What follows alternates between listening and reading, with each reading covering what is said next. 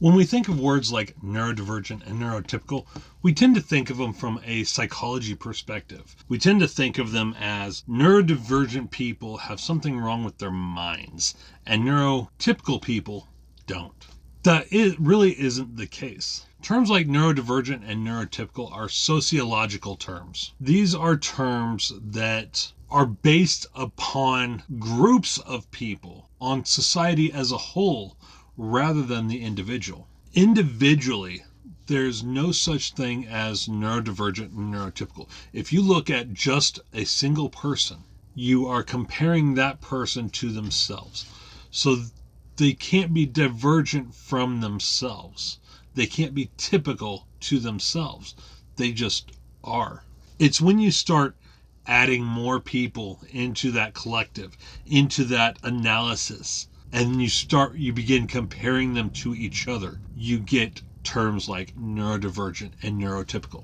A neurodivergent person diverges from what the group has determined to be normal. They diverge from what the group has determined their brains are, their neurology are, which is normal. Individually, we are all, I don't want to say neurodivergent, because we're not diverging from anything, because there's nothing to compare us to. But we are all individuals. We are all unique in our own way.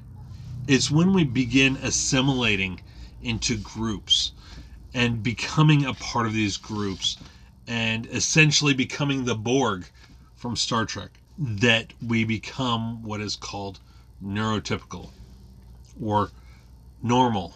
Cutting in real quick, me from the future, watching this while I'm editing. Another good example of this would be if you take one autistic individual and one allistic individual and you put them into a room together, nobody else around. Both individuals are neurodivergent. Both are diverging from each other in the way their brains have developed.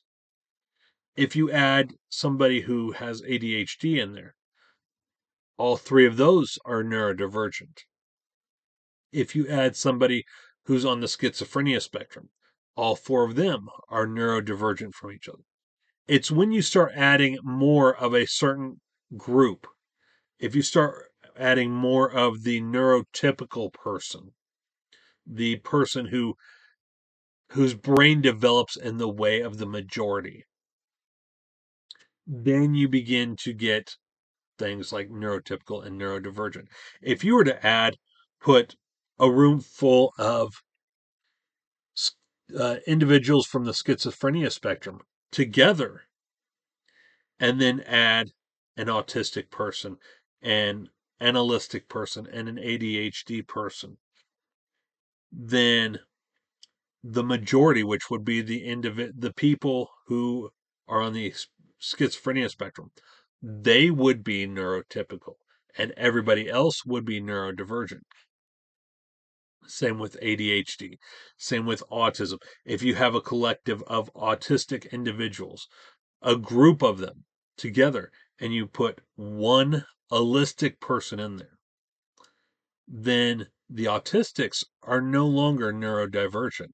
They are the neurotypical ones, and the allistic person is the neurodivergent. And this is the purpose of sociology, to study groups of people. During my undergrad years, I studied sociology just as much as I studied psychology. During my associate's degree, I took just as many sociology classes as I did psychology classes. During my bachelor's degree, I took criminal justice classes alongside my psychology classes.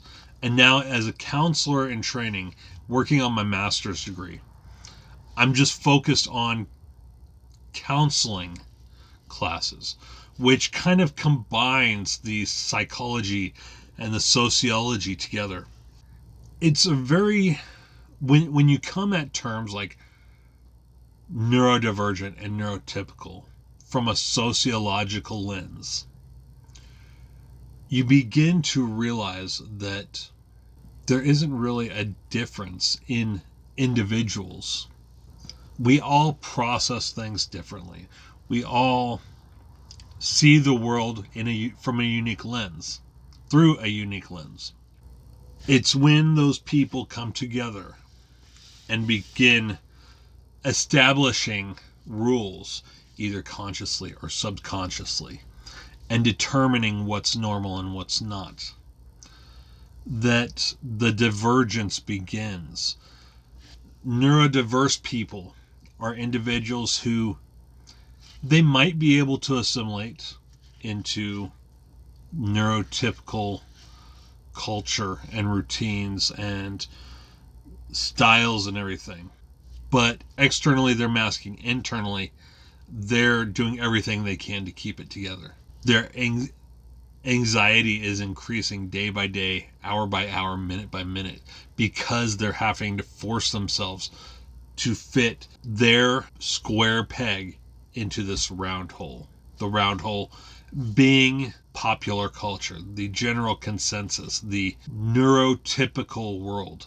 When you get neurodivergent people together, when you take the neurodivergent people who are masking in the neurotypical world and you put them with other neurodivergent people, their masks can begin to slip and fall and eventually be removed altogether. They can be accepted for their own unique neurodiverse self. And so what happens when you take a quote-unquote neurotypical person, a single neurotypical person, and you put them in this group of neurodivergent people? Well, they begin to assimilate. They begin to let their masks fall, and they begin to become their own unique selves. Sometimes they go back to the horde, to the collective. Other times they become sigmas, essentially.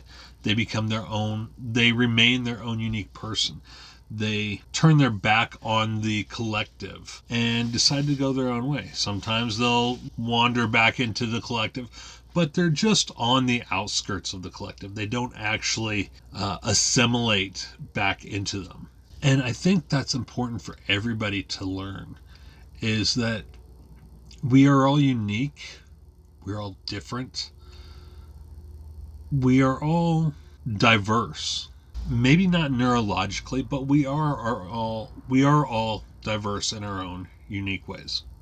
Going back to the beginning, I said that terms like neurodivergent and neurotypical are not psychological terms, they're sociological. That's correct. Terms like autistic and allistic aren't psychological either. They're neurological.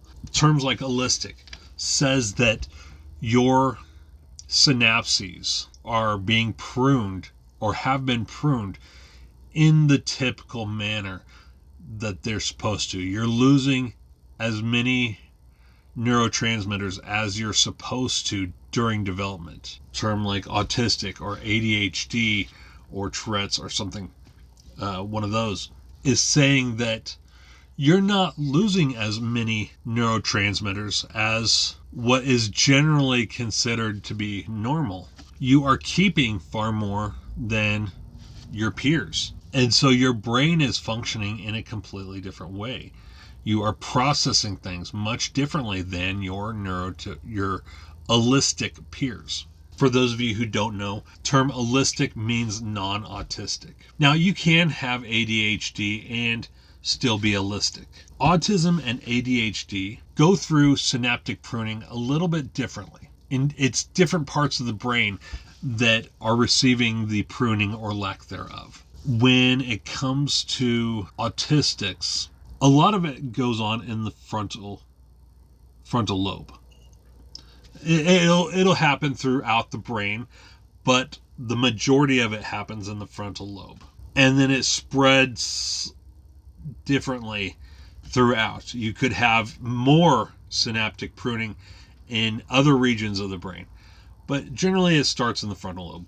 And that's how doctors are able to determine at such a young age who's likely autistic and who's not, because it starts in the frontal lobe, which generally regulates emotions and attachment styles and stuff like that. Terms like autism, ADHD, allistic, those are neurological terms, not psychological. Psychology has to do with mental health. And while somebody may be autistic or ADHD or schizophrenic even, there may not necessarily be something wrong with their mental health. Mental health comes from a combination of things.